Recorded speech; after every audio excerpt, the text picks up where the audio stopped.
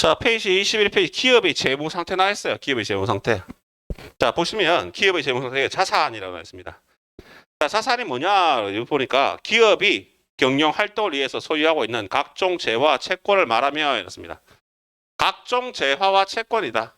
재화란 말 앞에서 나왔습니다. 뭐라 그랬습니까? 재물과 화폐.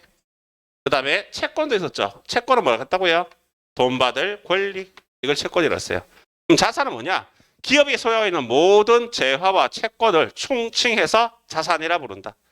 내가 갖고 있는 모든 돈이나 모든 권리, 모든 물건 이런 것들 합쳐서 뭐라 부른다? 자산이라 부른다는 얘기예요. 다시 보시면 기업의 경영 활동에서 소유하고 있는 각종 재화 채권을 말하며 1년을 기준으로 유동자산과 비유동자산으로 구분한다 해놨습니다.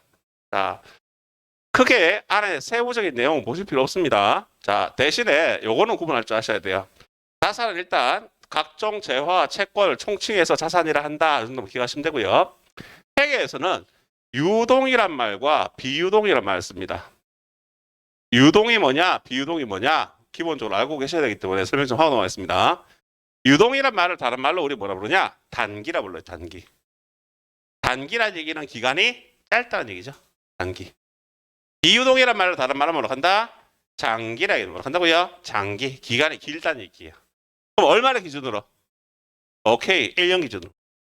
그러면 1년은 단기일까요? 장기일까요? 1년은 단기입니다. 그래서 무슨 말을 쓰냐? 1년 이내에 현금화 시키든지 1년 이내에 써버린 것들, 사용하는 것들을 뭐라 한다? 단기, 혹은 뭐라 한다? 유동이라고 얘기합니다. 그러면 비유동, 장기라는 것은 뭐라다? 1년? 지금 이상이라고 얘기하시는데 이상 잘못된 얘기예요. 왜냐? 1년 이상이라 붙으면 1년은 유동도 되고 비유동도 된다는 얘기죠. 맞습니까? 그렇죠. 초과예요. 초과. 1년 초과되는 것들을 우리가 비유동이다, 장기다 부릅니다. 우리가 이내 이상이란 말 쓰면 솔로몬 불러야 돼요. 칼과 솔로몬이 필요해요. 뭔가 나눠야 돼요. 그래서 우리나라 말 중에서 어려운 말 중에 하나 저죠. 이내, 초과 이렇게 초과된다. 자, 이런 것들을 우리가 유동, 비유동으로 구분합니다. 그런데 재화는 뭐 어떤 게 있느냐? 돈이나 우리가 물건이다 해놨고요. 채권은 돈 받을 권리다 이렇게 해놨는데요. 이 내용들 하나하나의 내용을 우리 뭐라 부르냐면 계정 과목이라 불러요. 뭐라 부른다고요? 계정 과목. 이 계정 과목을 이해를 하셔야 돼요. 이해를 하셔야 되는 말이 좋지 이해를 해야 된다는 얘기고 결국은 뭐냐 하면 얘들을 머릿속에 넣으셔야 돼요. 그러면 어떻게 해야 된다? 여러 가지 방법이 있겠죠? 어린 학생들하고 수업하면요. 어떻게 하면 제일 빨리 외울까요? 다 외우면 집에 보내줄게. 그러면 진짜 거짓말처럼 애들 다 외워요. 제 인상이 더러워서 그런지 모르겠지만 다 외우는데 성인들이기 때문에 그냥 설명 들으시면서 저런 게 있구나 하는 거 하나하나 들어보시기 바랍니다. 들어보시고 반복해서 자꾸 듣다 보면 외울 수밖에 없습니다. 일상생활에서 돈이란 말 씁니다. 맞죠? 근데 회계에서는 돈이란 말 사용하지 않습니다. 뭐라 부른다고요? 현금.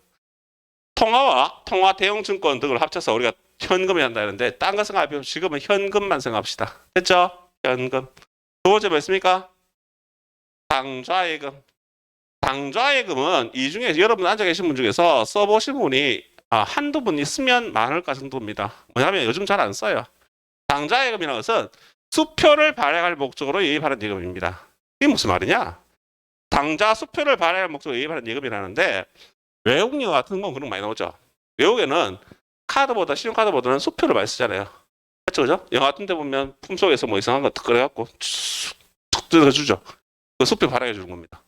이렇게 수표를 발행할 목적으로 은행에 예입하는 예금 뭐라 한다고요? 당좌 예금. 책이 없는데 하나만 더 적을게요. 여러분 책 어디 귀퉁이 하나 적어 놓으세요. 보통예금. 보통예금 뭐냐? 수시로 입금과 출금이 자유로운 예금입니다. 여러분들 통장 갖고 계시죠? 여러분들이 가지고 있는 통장들 거의 대부분 다 뭐라고요? 보통예금 통장입니다. 맞죠? 입금과 출금이 자유로운 예금. 보통예금이라 얘기해요. 됐습니까? 그 밑에 뭐 납니까? 현금 및 현금 상자산. 그 옆에 내용을 볼게요. 현금, 당좌예금, 보통예금. 또 당장님 돈 왔네. 자, 현금 성산을 통합한 거 되는데 요거는 뒤에 가서 설명 다시 하도록 하겠습니다. 이런 게 있다 정도만 합시다. 현금 및 현금 성산 말도 있다. 자, 다음은 뭡니까? 단기 금융 상품. 단기란 말 들어갔고요. 금융 상품이란 말이 있어요. 금융 상품. 단기 금융 상품은 말 그대로 금융기관, 은행이나 증권사 같은 데서 발행하는 상품을 단기 금융 상품이라고 합니다. 내용 한번 볼게요. 보호기간 말로부터 1년 이내인 정기예금, 정기 적금 등의 금융 상품, 이걸 뭐라 한다? 단기 금융 상품이란다. 금융기관에서 만든 상품입니다. 되시겠습니까? 자, 지금 책의 순서가 좀 잘못되는데 그 다음에 단기 매매증권부터 볼게요. 단기 매매증권 하나 건너뛰습니다. 단기 매매증권, 단기간 내에 사고 팔 목적으로 주식이나 국채, 공채, 사채 등을 사오면 뭐라 한다? 단기 매매증권이라고 한다. 자, 여기서요. 보호기간로부터 1년 이내에 처분할 목적으로 시장성이 있는 주식. 자, 여러분 주식 뭔지 아세요? 주식? 뭔지는 아시죠? 주식이 뭐예요? 어떤 회사의 지분을 사는 거죠. 내가 예를 들어서 나 지금 삼성전자 보니까 뭐 싫어. 그 대표가 싫어. 그 사람을 내 몰라면 어떻게 하면 돼요? 삼성전자의 주식을 51%를 보유하면 됩니다. 삼성전자의 주식을 51% 보유하면 이모 씨도 내보낼 수 있고 삼성전자 오늘부터 세탁기 만들지 마. 이건 오늘부터 발톱가게 만들어. 마음대로 할 수 있다는 얘기예요. 왜? 51%가 있으면 그 사람이 무조건 대주주니까 자기 마음대로 할 수 있어요. 그만큼 살 수가 없겠죠, 그죠? 자, 주식을 사는 이유는 그 회사를 만다, 그 회사의 지분을 사들인 겁니다. 그 뒤에 있는 국채, 공채 등의 이유가 있을 거는데 국채, 공채 이게 뭐냐? 채권입니다, 채권. 채권은 뭐냐면 자, 개념 자체를 알고 가셔야 됩니다.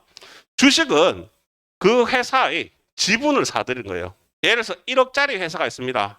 1억짜리 회사가 있으면 그 회사의 주식을 내가 3천만 원을 보유하고 있다면 그 회사의 10분의 3은 내 거란 얘기예요. 맞죠? 이게 주식이고요. 채권은 뭐냐 하면 이자를 몇 프로 주겠다는 종이 쪼가리예요.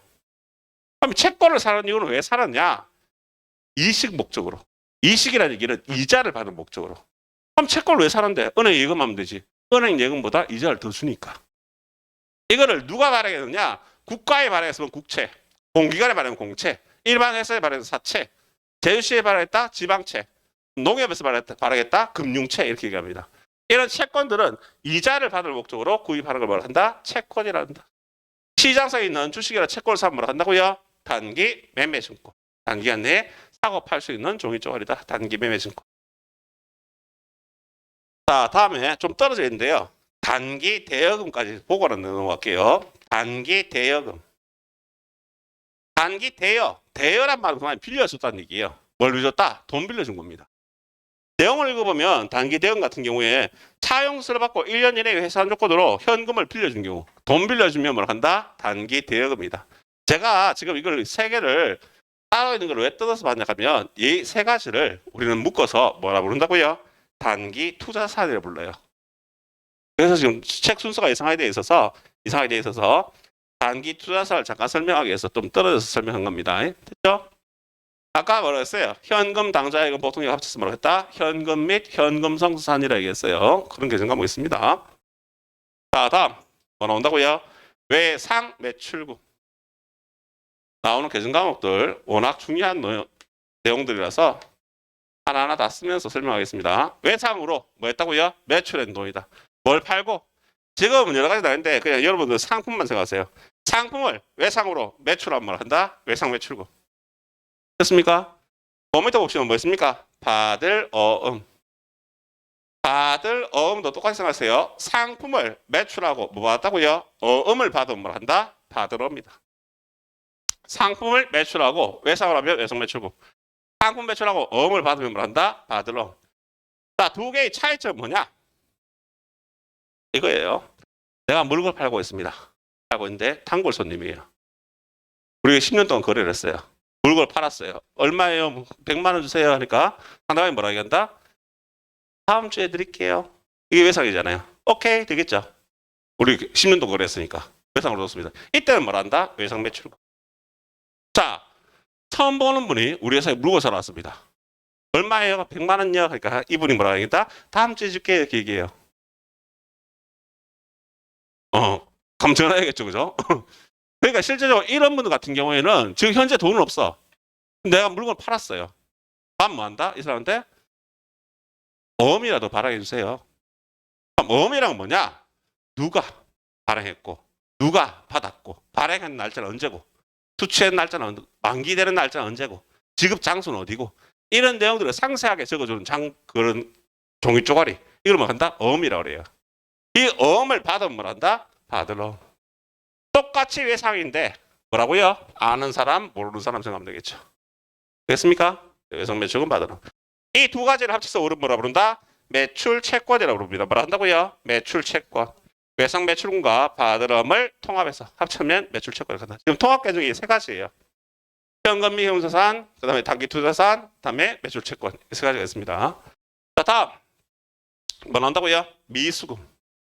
미수금 뭐였습니까? 상품이 아닌 물건을 매각 처분하고 팔고 돈을 못 받으면 미수금이다. 무슨 말이냐? 이거 시험 치기 전까지 헷갈려야 합니다.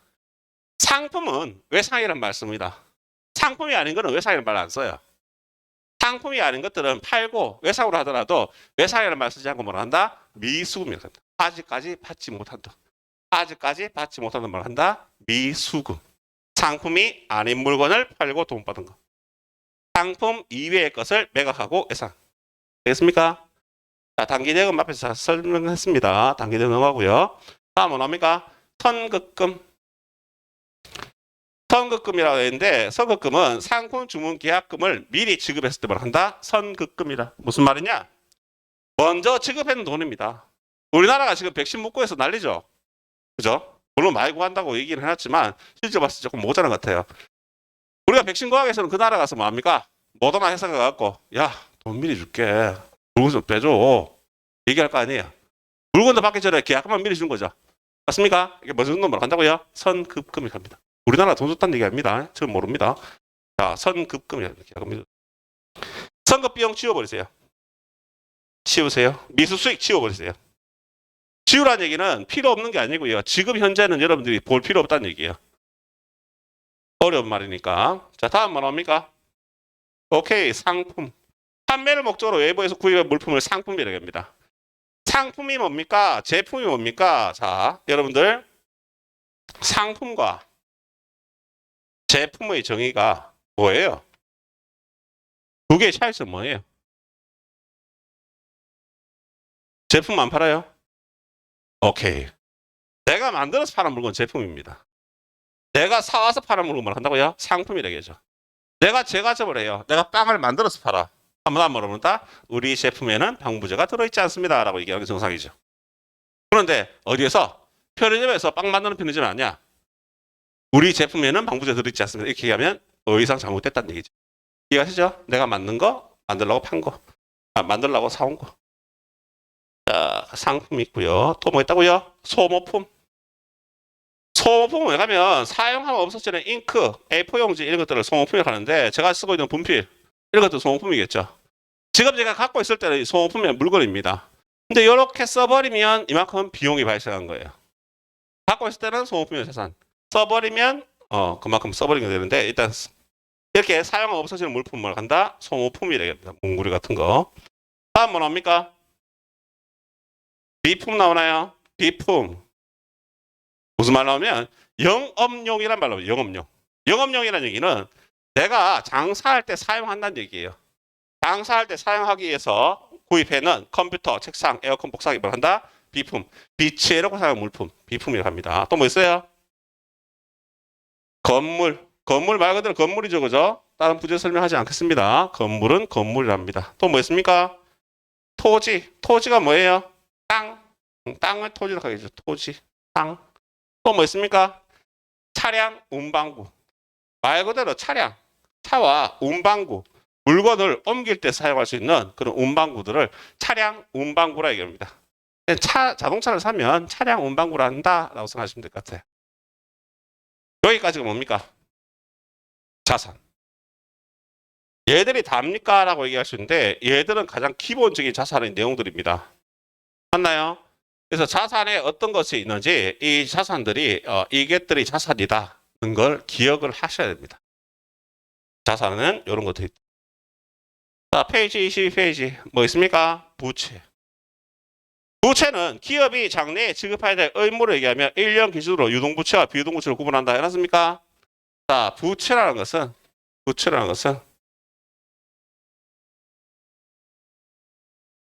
뭐였습니까?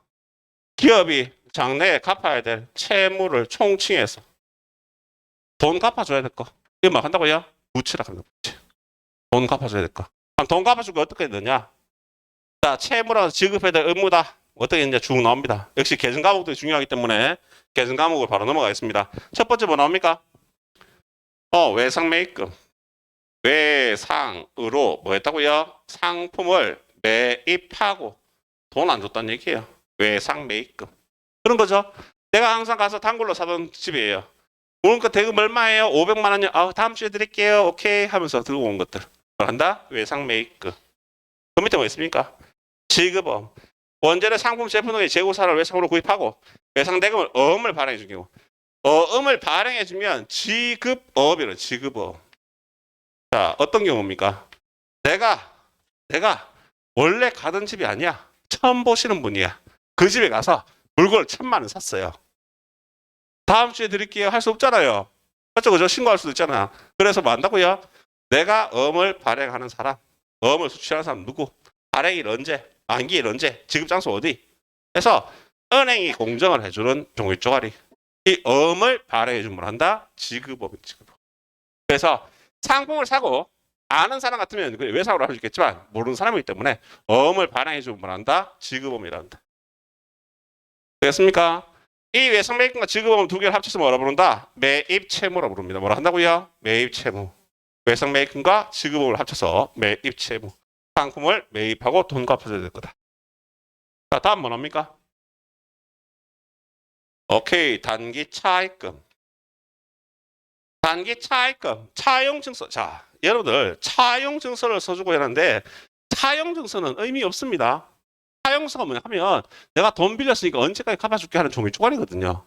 법적인 효과 하나도 없습니다. 여러분들이 항상 명심하실 거, 내가 혹시나 돈 거래를 안 하면 제일 좋은데 돈 거래 하시게 되면 무조건 뭘 해라? 통장 거래 하셔야 됩니다.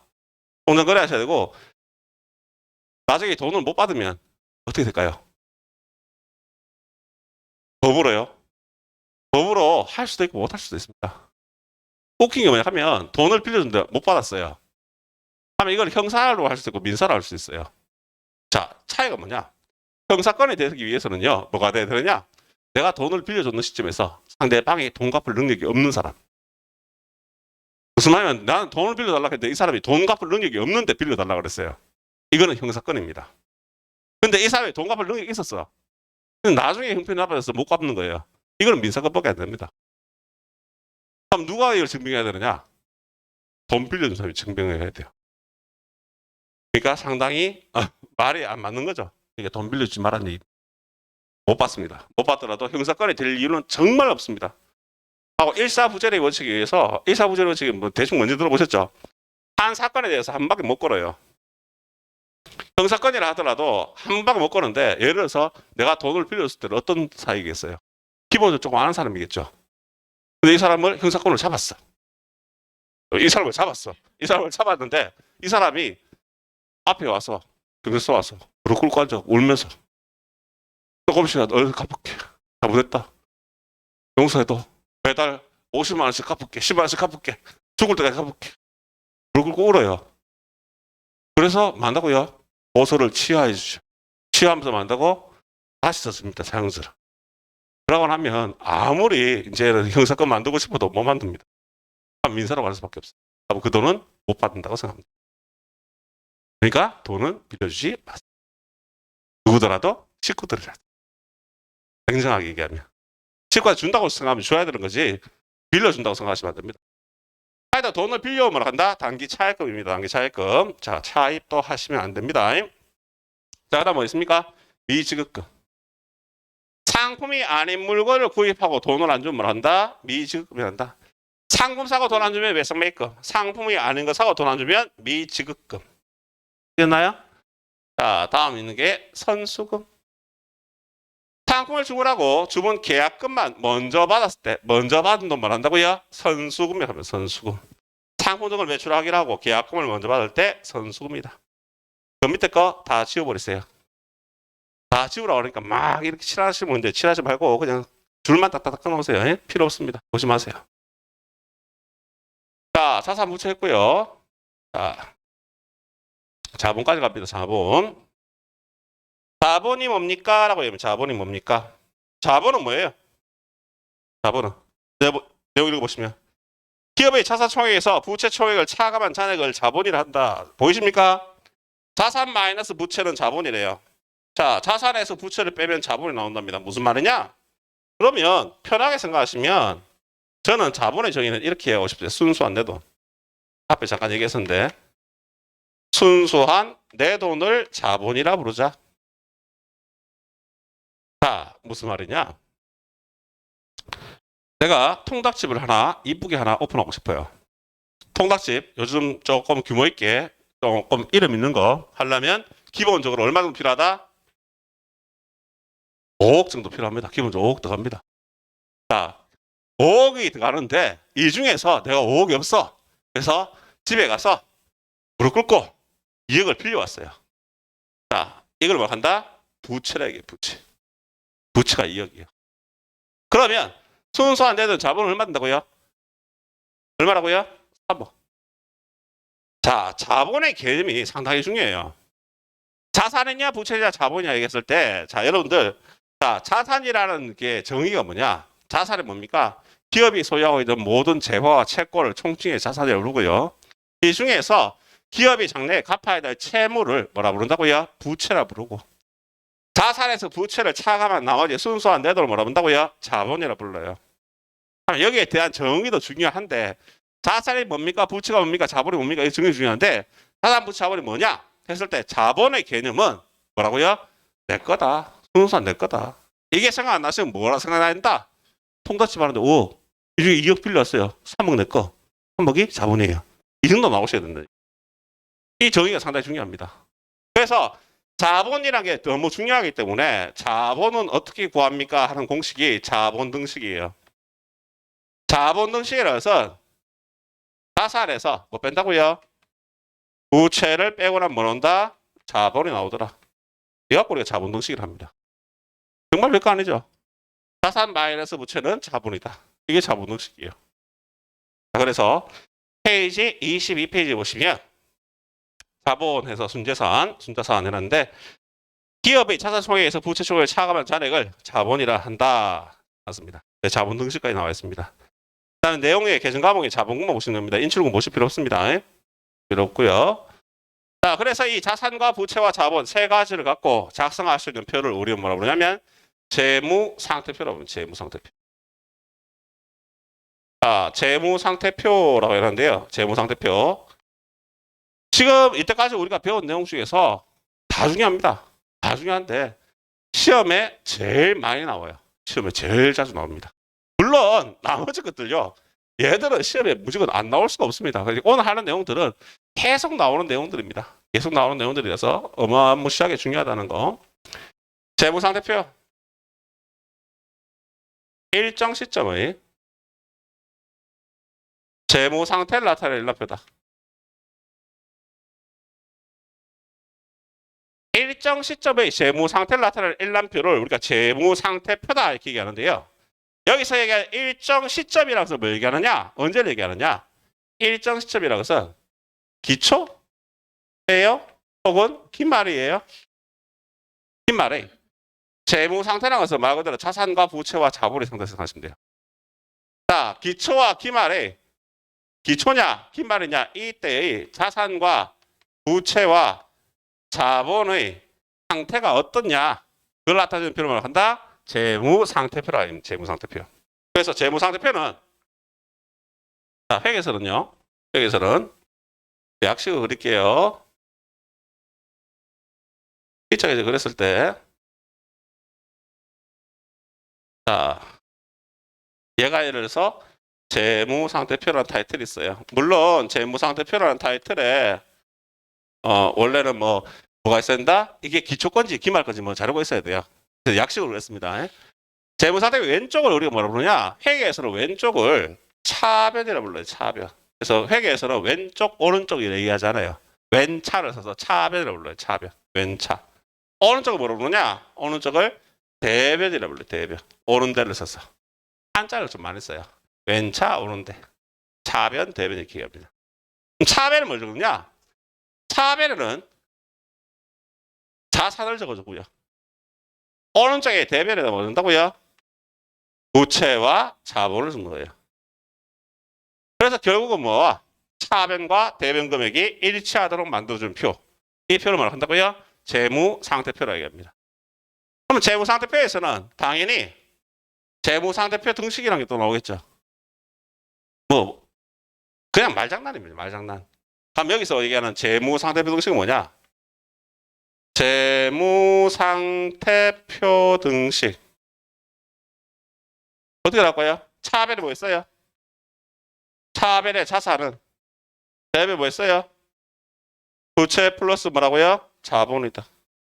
선생님 이게 자본 등식과 뭔 차이인데요? 차이는 없어요. 이렇다는 거예요, 그냥. 별로 중요하진 않겠죠, 그죠? 모양이 차변의 자산은 부채 플러스 자본이다. 이게 재무상태표 등식이라는 얘기입니다. 그런데 22페이지 밑에 하단부에 표 한 보세요, 표. 재무상태표 등식. 1월 1일의 재무상태와 12월 31일의 재무상태가 나옵니까? 맞아요. 보이세요? 그럼 1월 1일의 재무상태와 12월 31일의 재무상태를 파악했을 때 뭐가 나올 수 있고 플러스면 순이익이다, 마이너스면 순손실이다 쓰면 나와 있습니까? 자, 이 말이 무슨 말이냐 하면 이 얘기입니다. 보세요. 우리가 언제부터? 기초부터 언제까지? 기말까지. 기초부터 기말까지 뭐라고 얘기해요? 단기 동안 장사를 하겠죠. 맞습니까? 단기 동안 장사하는데 기초의 재무 상태를 작성하고 기말의 재무 상태표를 작성할 거 아니에요. 작성하면 뭐가 나올까요? 자산과 부채와 자본이 나오겠죠. 맞습니까? 근데 이 중에서 뭐가 제일 중요하다고? 자본이 제일 중요하다고. 내가 통닭집을 하는데 기초에 자본이 얼마 있다고요? 3억이 있었는 3억이.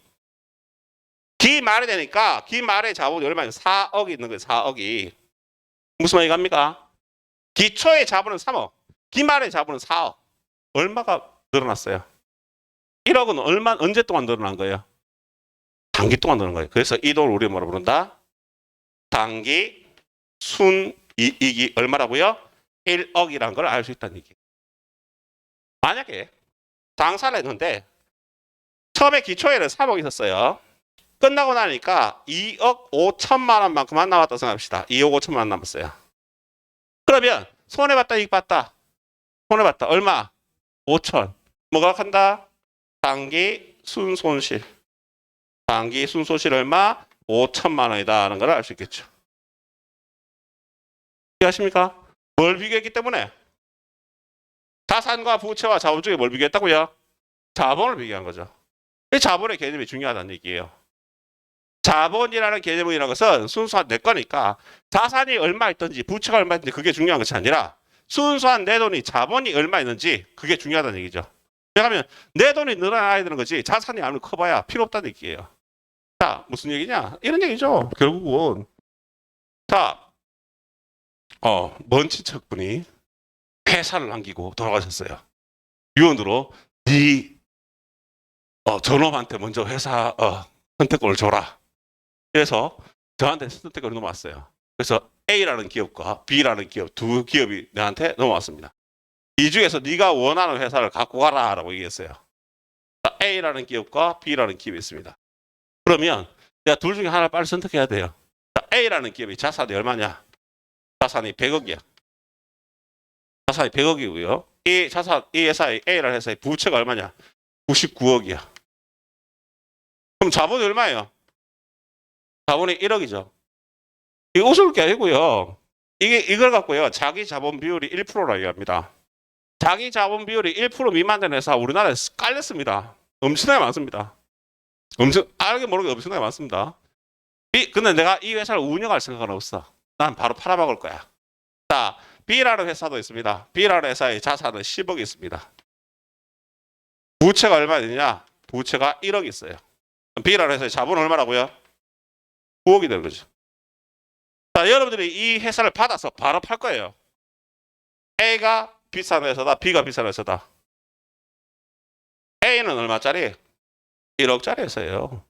B는 얼마짜리? 9억짜리에서요. 규모는 얘가 10배 더 크지만 실속은 얘가 9배 더 크다는 얘기예요. 당연히 뭘 받아야 된다? B라는 회사를 상속받아야 된다고.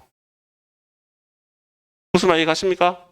그래서 자산과 부채와 잡았을 때 이 개념을 익히는 과정이 상당히 중요하다는 얘기예요. 제일 중요한 건 뭐가 중요하다고 얘기할 수 없지만 자산이 뭡니까? 부채가 뭡니까? 자본이 뭡니까? 얘기했을 때 정확하게 딱딱딱 찍어내지 못하더라도 자본이라는 개념이 어떤 개념이고 자산의 개념이 어떤 개념이라는 걸 확실하게 갖고 가셔야 돼요. 여기부터 어긋나기 시작하면 뒤에 가면 점점 힘들어진다는 얘기예요. 그래서 용어 자체를 정확하게 이해를 하셔야 됩니다.